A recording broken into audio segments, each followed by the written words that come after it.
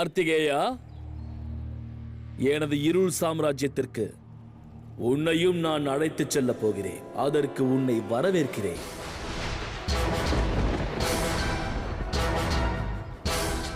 கார்த்திகேயனின் வாழ்க்கையிலும் இனி இருள் சூழட்டும்.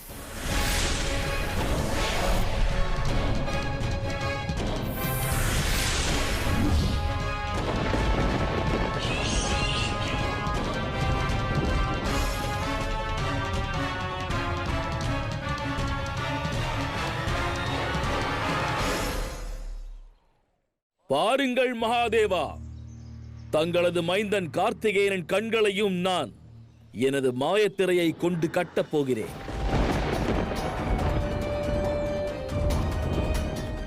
ஏன் மௌனம் காக்கிறாய் கார்த்திகேயா? மற்றவர்களைப் போல் நீயும் மகாதேவரை வரச் சொல். கூப்பிடு உன் தாய் ஆதிசக்தியை. உனது அழைப்பை அவர்கள் இருவரும் ஏற்கிறார்களா என்று பார்க்கலாம். கூப்பிடு, கூப்பிடு.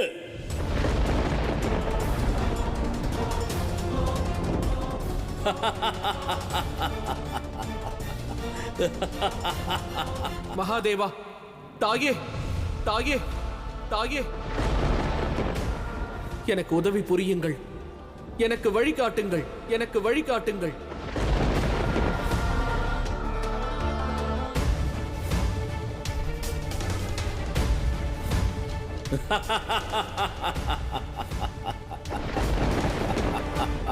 கார்த்திகேயா, கேட்டீர்களா மகாதேவா? நம் மைந்தன் கார்த்திகேயன் உதவியை நாடுகிறான். பதில் கூறு பௌமா. நீ இரு குரு தட்சணையை தருவாயா மாட்டாயா?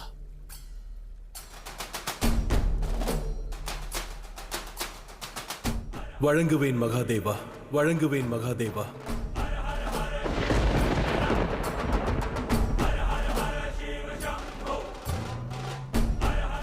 நானும் உனக்கு வாக்களிக்கிறேன்.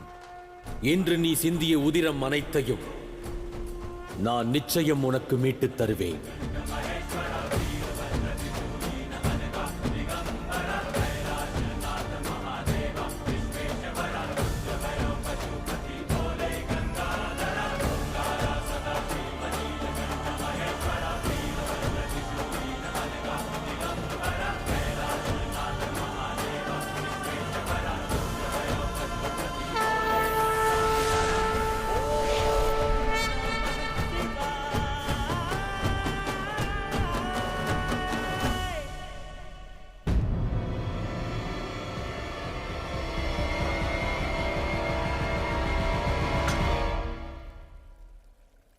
மகாதேவா, எனக்கு உதவி புரியுங்கள்.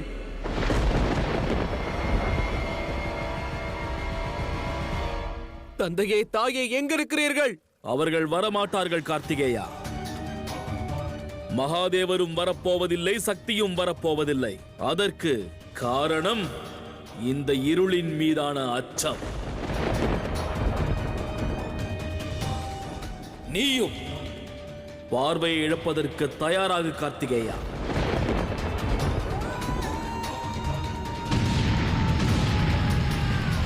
மகாதேவா, நம் மைந்தன் நம்மை அழைக்கிறான்.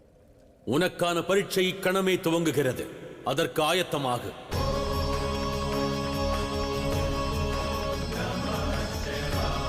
சூழ்நிலையை புரிந்து கொள்ள முயலுங்கள் மகாதேவா. கார்த்திகேயன் வெகு நேரமாக உதவியை கோருகிறான். அவனை இவ்வாறு புறக்கணிக்காதீர்கள்.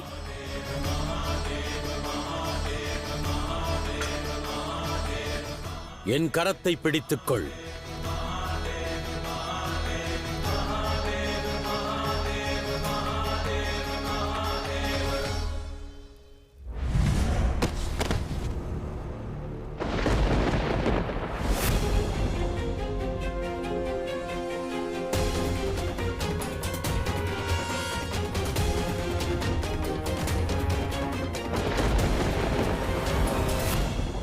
இதுவே உனக்கான முதற் பயிற்சி.